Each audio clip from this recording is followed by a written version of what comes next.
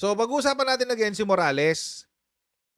Si Morales kasi mga kotsero, alam niyo naman yung ganap dito kay Morales, di ba? Ito kasi si Morales, bukas nga may hearing sa Senate. Di ko alam kung pupunta 'to. Di ko alam kung pupunta 'to. Pero kung pupunta man siya, good luck. Good luck. Kasi mukhang mukhang tatamaan siya. Tatamaan siya sa kanyang kredibilidad 'pag pumunta siya dito sa hearing bukas. Sa 2 oras na meron siyang video, isang oras lang yung nakatuon dun sa topic. Tapos, sa 1 oras na yan, 11 minutes lang yung merong tawag dito, yung merong halaga, yung may sustansya ba. Oo, siya lang yun. Siya lang yun. Ito lang yun, 11 minutes. 11 minutes and 20 seconds. Yun lang yung may halaga. Okay, panoorin na natin to. Ito po yung mga paumanhin po. Kasi kung mamarapatin po ninyo, ay meron po kasing darating na Senate investigation at siguro yung doon ko na lang po sasagutin Okay. yon. Ngayon po, Okay. doon sa mga iba itatanong nyo po, baka yun pa pwede ko pong sagutin kung Okay. mamarapatin po ninyo. Ayaw niyang sagutin yung tanong na yon, yung sa 2013. Yung sinasabi niya na pag-iinitan siya. Bakit? Bakit ayaw niyang sagutin yon? Kasi mga kotsero, na-dismiss siya noong 2013. Natanggal siya sa serbisyo. Tanggal siya sa serbisyo. Uulitin ko mga kotsero. Tanggal siya sa serbisyo. Bakit? Papakita ko sa inyo. Ito kasing ganap dyan. Ito kasing sila Jonathan Morales. May inaresto na ang pangalan ay Mark C. Tan. Ayan, Mark C. Tan. Inaresto siya sa airport. Inaresto sa airport. Ano nangyari? Pag-aresto sa kanya sa airport, mga kotsero, etong si Jonathan Morales at saka yung mga kasama niya, inextort nila. Inextort nila. Ngayon, galit na galit sila. Kakaano lang nito 2012 to, 2012 nangyari yung lahat. After 1 year, nakabalik sa serbisyo lahat After 1 year, galit na galit sila. Bakit? Bakit daw pinakawalan si Mark C. Tan? Bakit daw siya pinakawalan? Bakit daw dinismiss yung charges ng DOJ? Sabi. Ito ngayon si Jonathan Morales. Sabi, PIDEA agent on case Jonathan Morales said they were surprised by the dismissal of the charges of conspiracy to sell illegal drugs against Tan, whom they described as a big fish in the illegal drug trade when they presented all the necessary evidence, including money trail records in the preliminary investigation. For some reason, kahit na-dismiss to ng DOJ, umakyat siya sa korte. Ang nangyari, August 12, 2013, nagreklamo sila sa DOJ kung bakit daw pinakawalan si Mark C. Tan.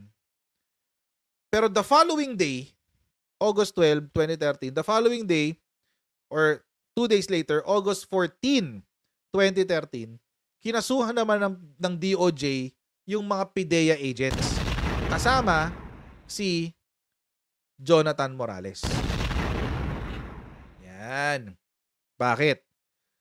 Ayan, DOJ sues agents in big fish case. August 14, 2013. Ano nangyari? So, na-dismiss yung kaso nung Mark C. Tan. Dinismiss. Ayan After dismissing the drug charges against Tan, the DOJ has approved the indictment of the PIDEA operatives from allegedly extorting money from Tan, identified as a big fish by the PIDEA. Sino ang nagsabi na kasuhan yung mga operatiba ng PIDEA? NBI ang nagsabi. In a 23-page resolution released yesterday, the DOJ found probable cause in the complaint filed by the NBI in November last year against PIDEA. Ano ba kasing ginawa nila? Noong 2012, balikan natin ang kwento. Ito kasi nangyari, 2013 na ito 2013, di ba? August 2013. August 2013. Balikan natin nangyari noong 2012, nung araw ng arestuhan.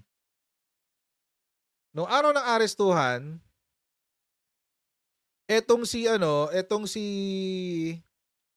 Jonathan Morales, kasama ng hepe nila at ng iba pang mga inaresto si Mark C. Tan, July 18, 2012, ng paglapag nila sa NAIA. Tapos, ang sabi, meron daw silang warrant of arrest. The copy of the warrant was not shown to him, pero hindi raw pinakita. He said the PIDEA operatives also told him that members of the media were waiting for him at a press conference. Uy, may pa-press con pa. Oo.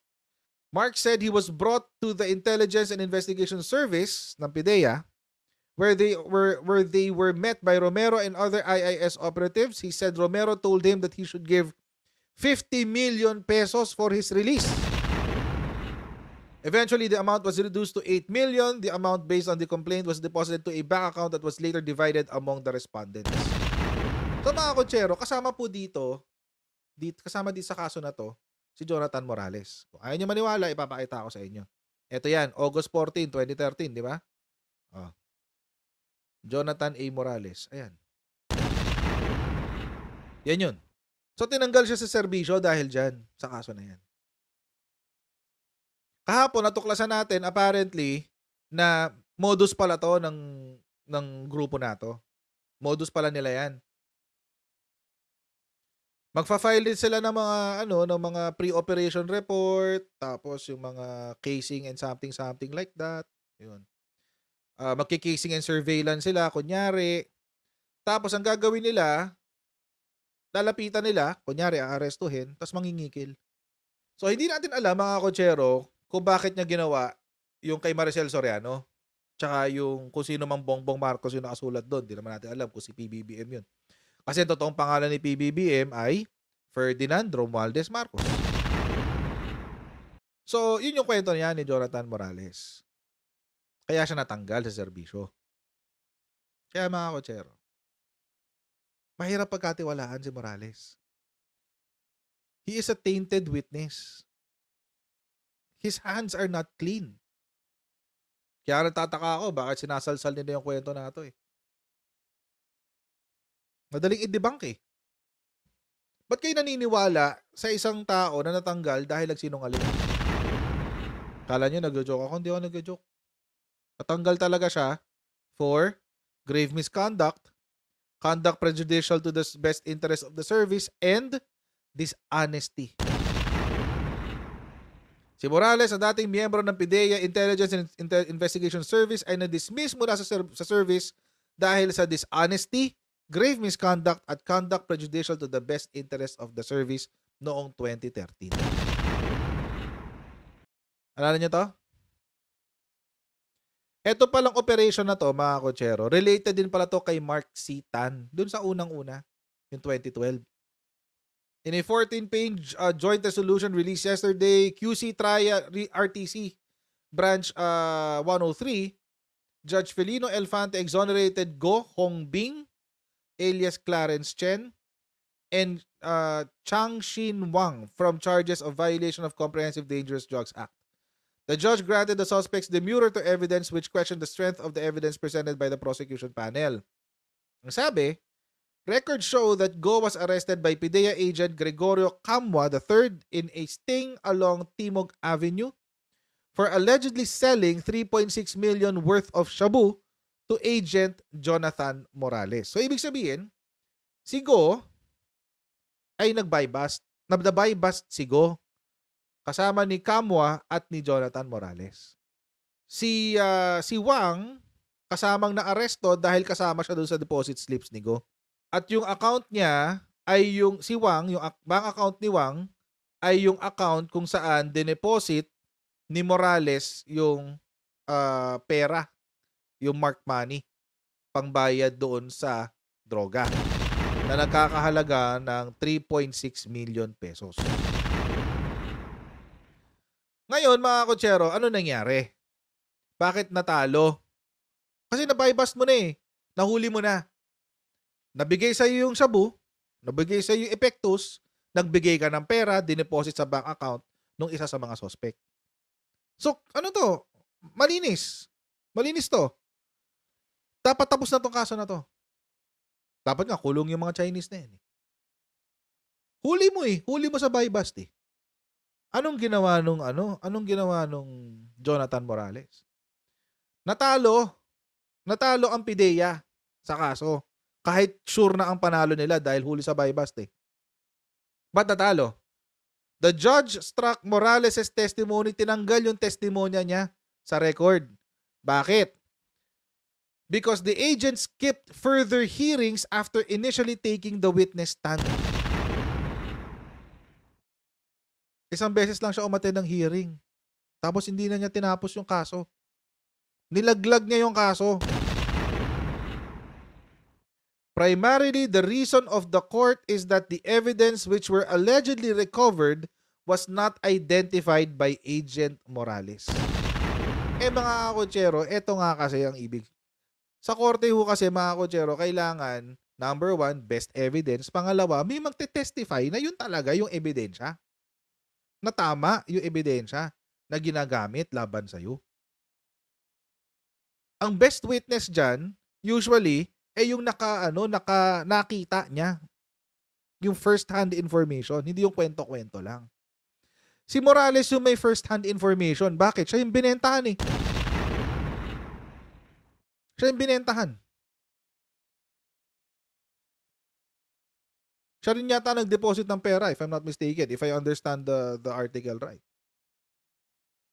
Siya yung binentahan. Sa kanya pinasa yung shabu. Siya rin yung nagbigay ng pera. Siya yung best person para patunayan na yung drugs na na-recover galing doon sa buy bust. Ano nangyari? Isang hearing lang pala ang sinipot. After nun, di na nagpakita ulit. O di tapos ang kaso.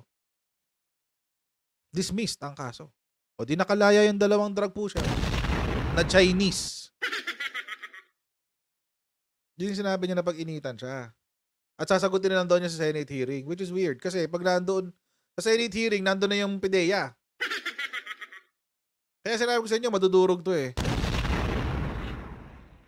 Madudurog to pagdating doon. Unless may papakita talaga siyang ebidensya. But then again, kung may papakita siyang ebidensya, good luck. Baka makasuhan pa siya. Bakit mo inilabas yan? Dapat sa ahensya lang yan. So, weird. Let's see. Okay, move forward natin. Familiar ba kayo sa dokumentong to? Okay. Ng kahit anong anti-illegal drugs operation. Yan po yung yung cover letter doon sa ginawa kong pre-ops at saka yung authority to operate para po doon sa aking boss. Kasi may pirma yan po yung authority to operate, nakalagay po dyan yung yung mga vehicles na gagamitin para doon sa operation. Okay. At saka yung duration ng operation. Ano po ang ibig nyo sabihin doon sa AI? Artificial Intelligence. Hindi ho ako familiar doon sa mga ganong term. Ibig nyo bang sabihin yung AI generated, computer generated? Yes, computer generated, not original, peke, gawa-gawa ni Maharlika. Hindi po, sa pagkakatanda ko nga po, ako po yan. Kaya lang, meron ho kasi akong dyan sa mga dokumento na nauna nyo nang naipresenta doon sa publiko. Kasi po, meron tayong tinatawag na yung revelation of secret. Kaya ako sumulat doon sa Philippine Drug Enforcement Agency at sinulatan ko si Director General Moro Lasso patungkol po doon sa declassification ng mga classified information na naandyan sa mga dokumento na yan.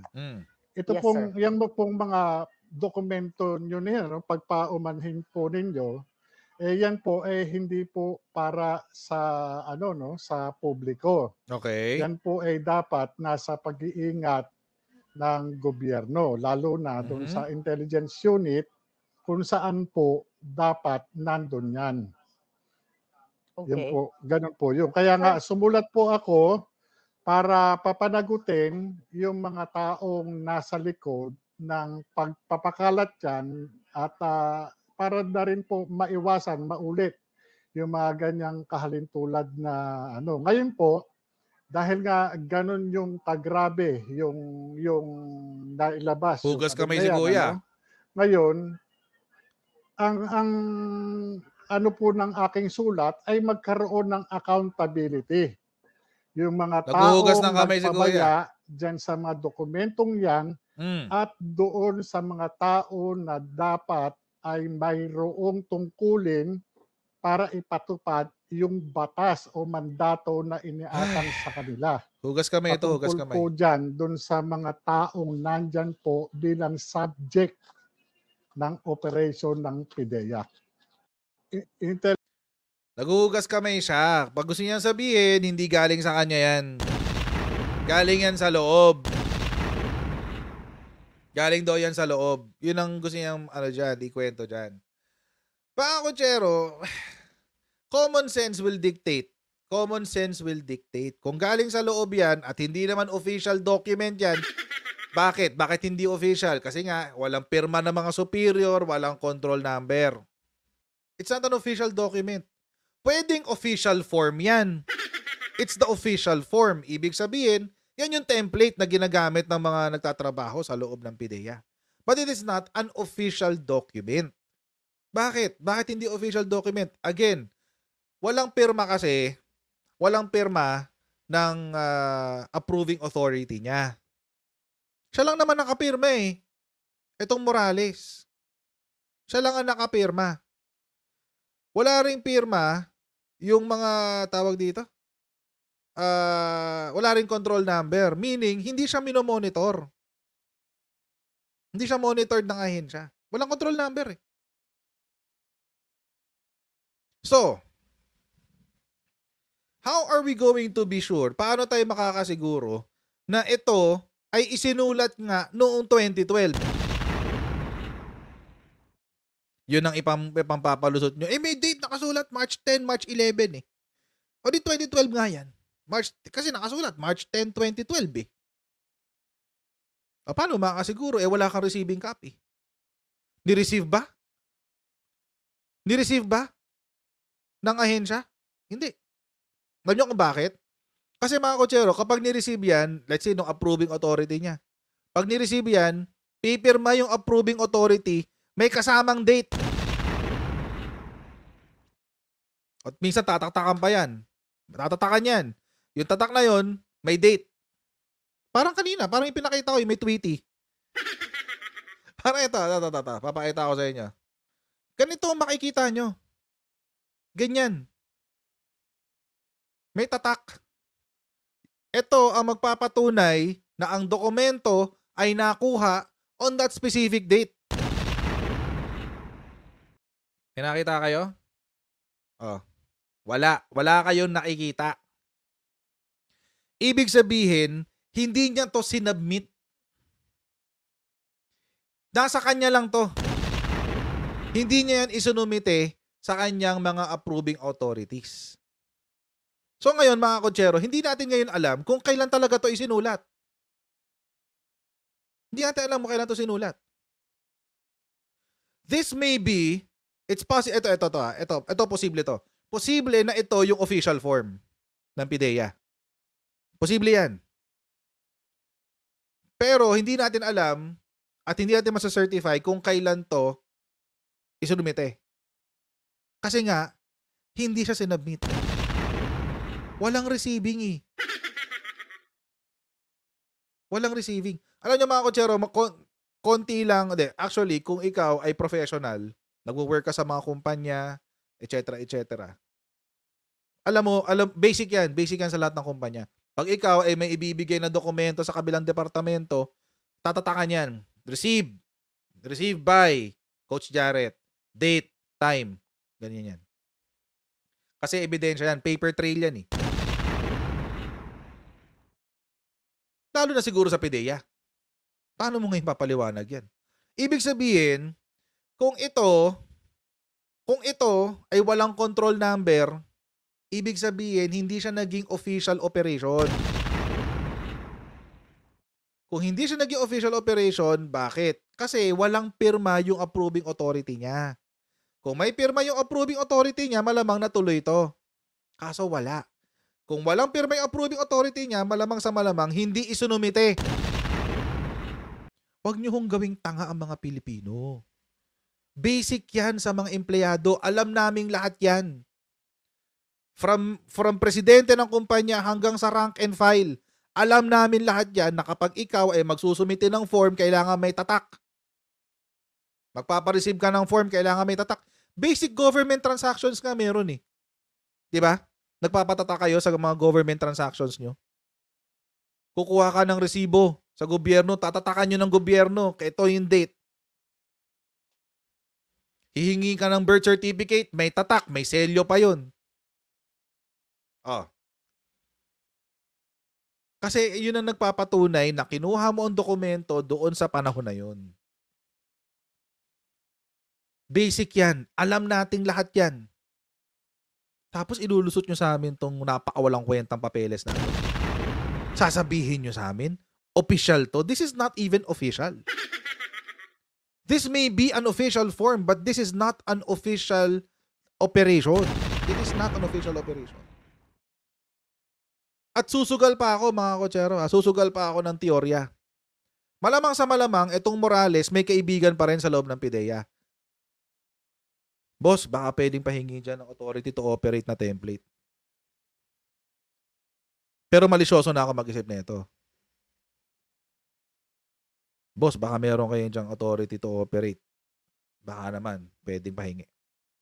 Or, theory 1, theory 2, pwedeng ginawa niya talaga to, pero hindi niya sinubmit. But I'm leaning towards theory number 1. Bakit? Kasi mga kotsero, kung totoong 2012 nangyari to, panahon to ni Panot. At gigil na gigil yun sa mga Marcos. At kung meron siyang PIDEA to, under to ng Office of the President. Kung makita niya na may Bongbong Marcos dito na merong pinaghihinala ang gumagamit ng droga, he will pounce at the opportunity. At huwag niyong sasabihin sa akin na kaibigan ni Lisa yung Ochoa. Tawa ako dito nung narinig ko to kanina eh. 46C. So ito Dito po ba sa cover 46C, ano po ba ang tamang address? po ay typographical lang dito sa Opo, pre-operation. nangyayari naman po yan. Okay. Alright. So ito Really? PIDEA agent to guys. Nangyayari naman talaga yan. Nakakamali kami ng address. Really? Bawal yun. Bawal yun. Mag-ooperate ka, mali yung address mo? Hindi, typographical error nangyayari naman talaga yun. Mag-ooperate ka, maling address?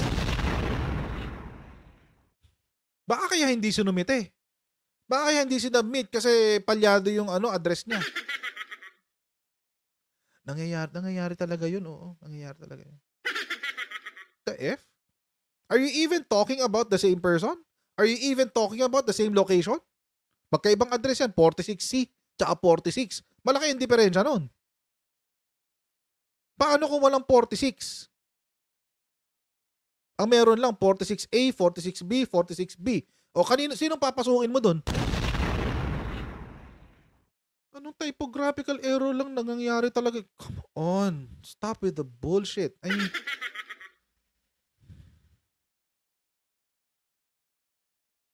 pardon my French, but huwag naman tayong gawing tanga nitong dalawang to. Hindi naman tayo tanga. Wag ko kayong papayag na maniniwala kayo dito para gawin ko kayong tanga. My goodness. Kaya excited ako maimbestiga to bukas eh. Imagine, typographical error lang ho yan. Typographical error? Eh paano kung 46th floor? Oh, tapos let's say ilang units 'yon. Let's say meron kang 5 units. A, B, C, D, E. Oh, yung limang 'yon isa-search mo? Yung 5 'yon i-case mo? How stupid is that? Typographical error. Come on. Kaya natanggal sa serbisyo to. Tuloy ko dito, sir. Yung dito sa cover letter, yung memorandum nga. Number 3, nakalagay dito, recommendation approval of the attached pre-operation report / authority to operate, to conduct casing and surveillance, to verify the veracity of this report for their possible apprehension if warranted. Ganito po yun, ang usual na ginagawa namin dyan, ini-interview namin yung kung sino yung agent on case doon sa sa confidential informant. Okay. Sa kaso niyan, sa pagkakatanda ko, ay kinunan ko ito ng ng deposition of witness. Kaya ko po sa nanigurado din ako nung panahon na yon, gawa ng sa bigat ng mga personalidad na ipinakita sa akin na downloaded computer printout ng mga litrato. Oh, shucks. Talagang kaya nagpasya ako noon na i-reduce ko siya doon sa Downloaded computer printout ng mga pictures. Statement. At kasabay na rin nung paghamon ko doon mismo sa confidential informant na kung handa ba niyang panumpaan at lagdaan judicial affidavit. itong kanyang ibibigay na impormasyon. At yun nga, nangyari, statement niya. Bali, kinunan ko siya ng statement na umabot kami ng gabi nung kinunan ko siya. At yun, matapos doon, ginawa ko yung memo.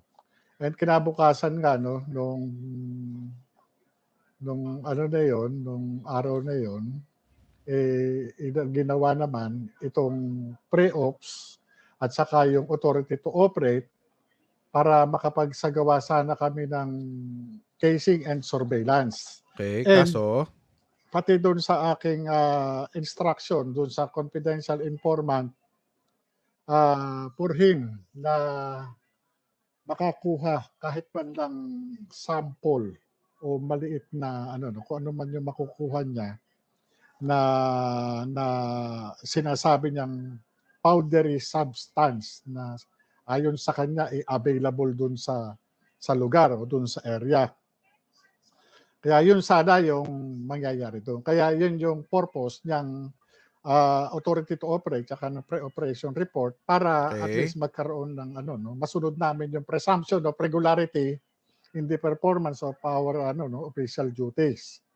Para pagpunta doon, pag-deploy ng tao, nandun sa loob, meron kaming pinanghahawakang dokumento na lehitimo yung aming trabaho. Meron po bang ipinakita sa inyo ang confidential informant na pictures na naka-attach dito sa mga dokumentong ito na supposedly nasa nakatago sa PDEA, PDEA office? Wala pa po ba sa inyo yung mga litrato at saka yung kopya ng affidavit? Wala pa po. Baka parating pa lang. So, come on. I don't believe this one bit. Nasa kanila yan. Drama yan. Nag-i-introduce na sila ng bagong characters. Nag-i-introduce na sila ng bagong characters, guys. Kailangan pa i-Photoshop Kailangan pa i-Photoshop, guys. Kalmahan nyo lang. Hintay lang daw natin. Ipo-Photoshop lang daw. So gusto ko po. So meron pong litrato. Meron pong litrato, wala pong video. Kasi yung pong litrato na yon nanggaling po doon sa cellphone ng reportee o nung confidential informant. At doon nga po, kaya isa po doon sa Wait. na pictures na, na naka-attach dito sa mga dokumentong ito na supposedly nasa nakatago sa PIDEA, PIDEA office? Wala pa po ba sa inyo yun? Wala Wait. pa po. Meron pong litrato, wala pong video. Kasi Kaparating pa lang. So yun, nanggaling, meron pong litrato. meron pong litrato, wala pong video. Kasi yung Tatapusin pa ba natin to, guys? Anyari sa pulburon video nyo? Akala ko ba napanood nyo na? Akala ko ba napanood nyo na? Ang daming nag-post na DDS vloggers na ang sabi napanood na raw nila. Kumakalat na raw at napanood na raw nila. Nasaan ngayon? Ngayon, litrato na lang, wala nang video. Litrato na lang ngayon, wala nang video. Litrato na lang, wala nang video. Ganon. Nag-i-introduce na kayo ng bagong characters, nagkukwento na kayo ng ibang storya. Ibig sabihin, nahirapan kayong mag-edit. Nahirapan kayong mag-edit. Wala nang video eh. So, litrato na lang. So ngayon, i-expect na lang ng mga tao, ay wala rong video eh, wala rong video. Litrato na lang daw. Syempre yung mga DBS lalo kasi sobrang tanga ng mga DBS eh. Yung mga DBS, hindi na sila mag-i-expect ng video, picture na lang. O di ang next step, pictures. Yun na ang next step. Kalokohan na to. Wala nang kwentang pag-usapan tong mokong na to. Totoo lang. Pag-uusapan pa ba to sa Senate hearing bukas? Etong ganitong klaseng kabubuhan ng pag-uusapan doon? Ilang beses ko inulit-ulit para marinig nyo. Walang video. Picture lang daw. Picture. Nagbabago na sila ng kwento. Pero very subtle. Very subtle para hindi masyadong obvious. Very, very subtle. So anong iniyak-iyak nyo noong December hanggang recently, most recently? Nasaan ang video? Sabi nyo, napanood nyo na, di ba? Nagsala-salabat na mga kwento nyo kasi nahihirapan kayo mag-produce ng mga ebidensya. Alam nyo, nakakatawa dito mga kochero. Ganito yung sistema nila. Noong January, sinabi ni Digong, noong January, kinausap ako ng PIDEA, may pinakita silang nasa listahan si Bongbong Marcos.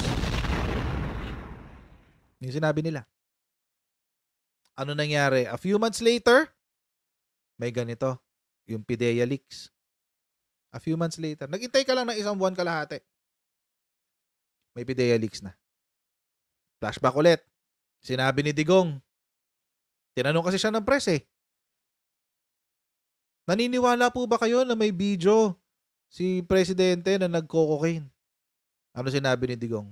Wala yan. Walang video yan. Kung dati pang may video, ibig sabihin, dati pa lumabas yan. Ano ngayon na nangyari? Wala nang video. Picture na lang. See? Sino ang orchestrator ng script? Real time sila magpalit ng script, guys. Real time sila magpalit ng kwento. Kung ano yung sabihin ni Digong, i-a-adjust nila yung kwento. Pansinin nyo ha. Sinabi ni Digong na mayroong listahan na pinakita galing PIDEA. Nagsalita ang PIDEA. Nagsalita ang PIDEA, sabi walang listahan yan. Wala yan sa listahan namin. Biglang nagkaroon ng report, pre-operation report, tsaka authority to operate. Bigla-bigla. Out of the blue. A few weeks later, tinanong si Digong tungkol dyan sa video. Sabi niya, wala yung video na yan. Kung dati pa yan, kung meron talagang video yan, dati pa lumabas yan. Sinabi ni Digong yun. Ano nangyari ngayon? Walang video, picture, meron. So, sinong sumusulat ng script? Si Digong. At nag-a-adjust silang lahat. Depende sa kwento ni Digong. Nadula si Maharlika dati, di ba? Ano sinabi ni Maharlika dati? Nilabas ko lang yung sinabi. Si Digong talaga to. Nilabas ko lang yung sinabi ni Digong. It's making sense. Sila na ang naglalaglag sa sarili nila. So, totoo yung sinabi ni Digong. Tanim intriga talaga sila. Ang pabalahura nitong mga ito. Sobra. Balahura talaga. Balahura talaga. Alam niyo mga kotsero, ito pa nga eh. Kahit sabihin ni PBBM na, tao dito, sige, pwede, labas niyo lahat ng dokumento niyo tungkol sa akin. I'm hoping nga na ganoon gawin ni PBBM para matigil na yan. Labas niyo lahat ng dokumento tungkol sa akin. Kung kinising niyo ako before, inimbestigahan niyo ako, o sinurveillance niyo ako, labas niyo. Pero syempre, hindi niya bibigyan ng ano yan. Hindi niya bibigyan ng bigat yan. He won't give it any weight. Kasi pag pinansin niya yan, ibig sabihin, kapansin-pansin. At magmumukha siyang defensive. Alam niyo mga kotsero, ito yung mga tipo ng issue na damned if you do, damned if you don't. Hindi mo sagutin, mapapasama ka. Sagutin mo, mapapasama ka pa rin. So might as well, wag ka na lang sumagot. Kaya mo na lang sila mag-imbento ng kanilang mga kwento. Kasi at the end of the day, mabibisto naman yung katotohanan. Nabisto natin ngayon. So, ayan mga kotsero, maraming pong salamat sa inyong patuloy na pagsuporta sa ating channel. Okay, huwag niyo po kalimutan mag-like, share, and subscribe sa ating Coach Jared YouTube channel. And pa-follow din tayo sa ating Facebook page. And I'll see all of you in our next Coach Jared Live. Alright, God bless. See you next time. Bye!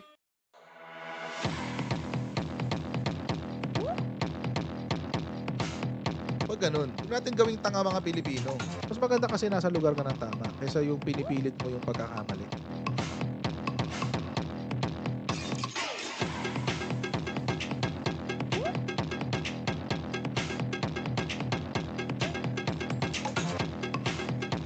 Are they willing to go that far? Hindi makakalimutan ng Pilipino yan hanggat di nasasagot niya. Sino ngayon nagsasabi ng totoo?